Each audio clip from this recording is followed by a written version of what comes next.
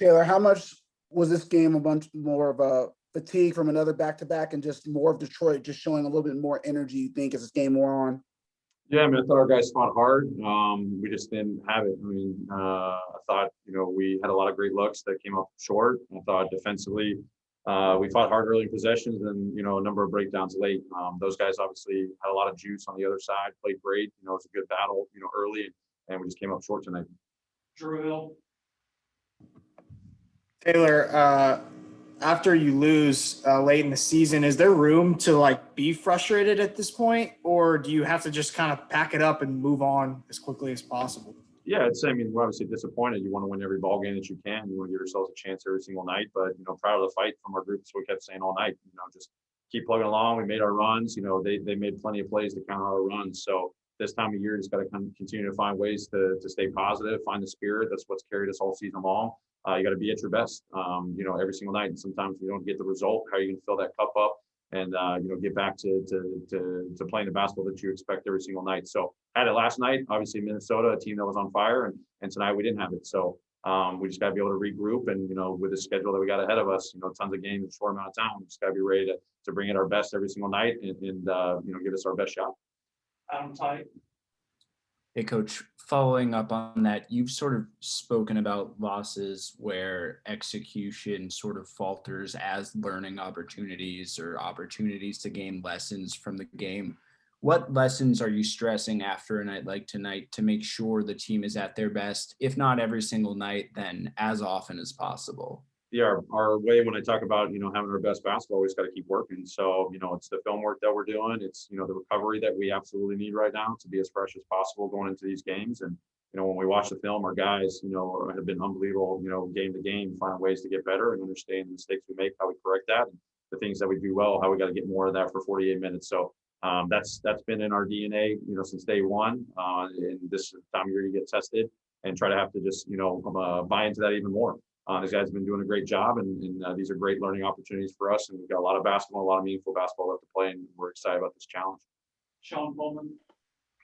Coach, not obviously not the result that you wanted, but last night, Ja really being aggressive in the paint, getting to the rim, the free throw line. Tonight, Detroit made it clear that they were not going to allow that, and so he adjusted, really showing confidence from the three. It was the reason why, the game, was able to remain close, obviously. So just that ability for him to gain confidence and showing different versions of himself on offense, that's got to be huge, especially in this stretch run, showing his continued progress when it comes to his offensive decision-making. Yeah, I mean, huge progress. Their game plan tonight was going under and picking rolls, and he had a lot of great looks early in the game. And also just, spacing off the ball and teammates finding him and him just continuing to understand where he can make an impact in the game. And, each night's going to be a different opportunity for him to make an impact, especially on the offensive end. So really proud of the work that he's been putting in to gain that confidence and understanding what he can do from the three-point line.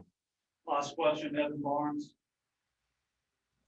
Taylor, you mentioned there's still lessons to learn from this, but at this point in the season, are you concerned that there are still things to learn with only 6 games left in the regular season? Are you hoping that the team kind of picks up on them a little bit more, showing the urgency you talked about a few days ago? Yeah, I mean, I thought we had great, urgency early in the game, and we just weren't able to sustain it for 48 minutes. So there's always stuff you can learn all season long. You just hope it's less and less and less.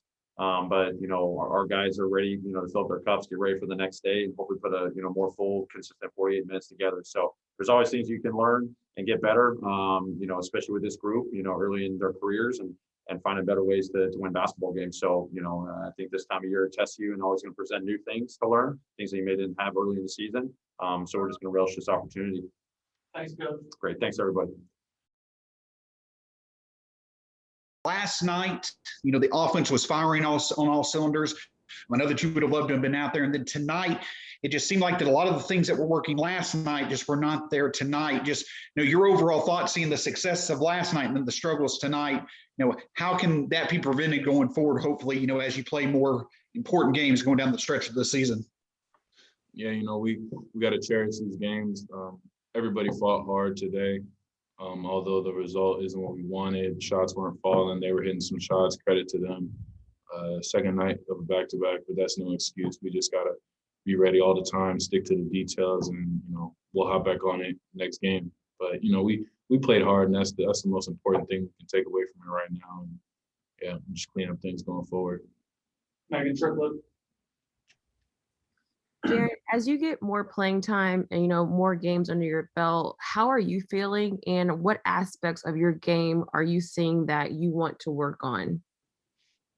I'm all right. I'm definitely getting into the rhythm of everything game by game.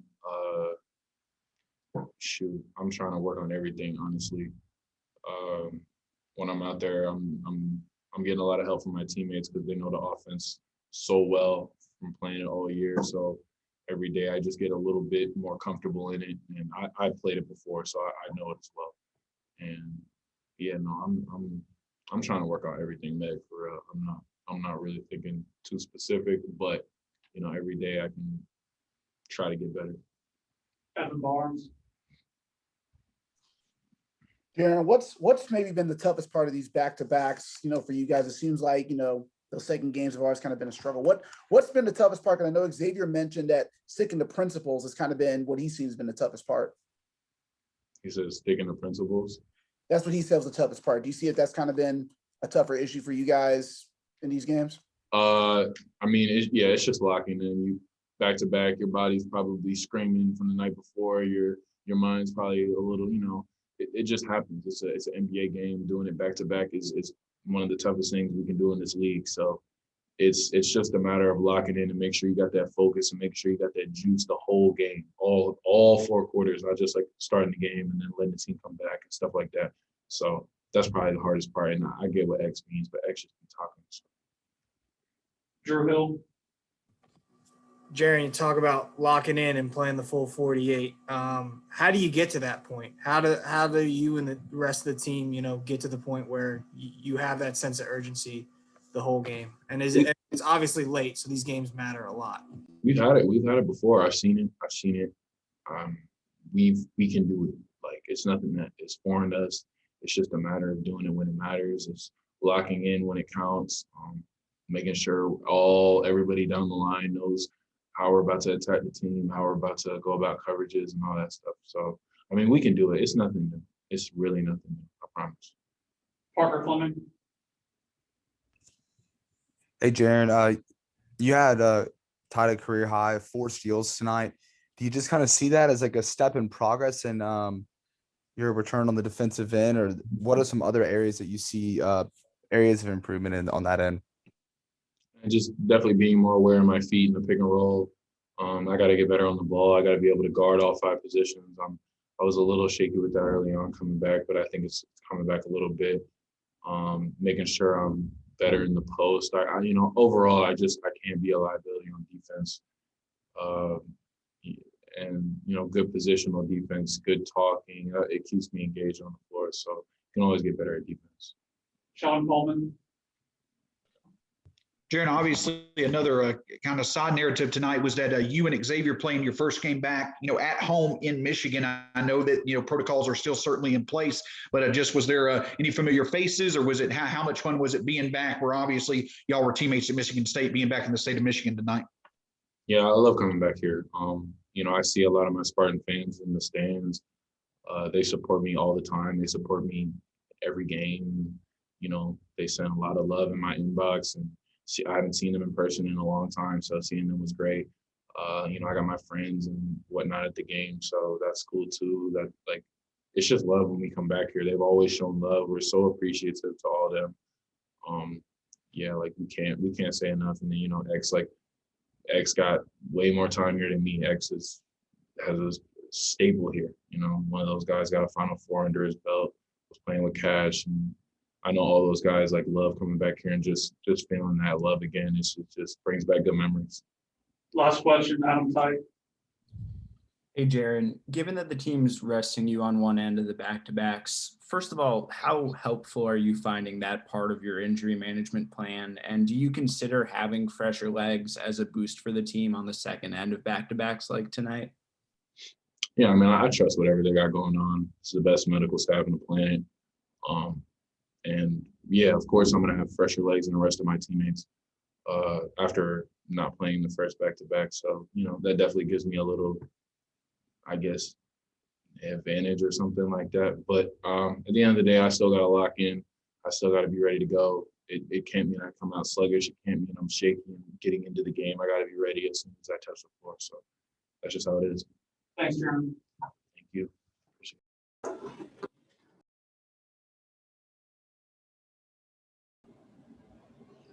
Hey Des, you guys didn't gain the lead since that second quarter, but you guys were able to kind of cut it down to a 1 or 2 possession game in that second half. What stood out to you that allowed the Pistons to kind of get that separation and make it difficult for you guys to close out this game?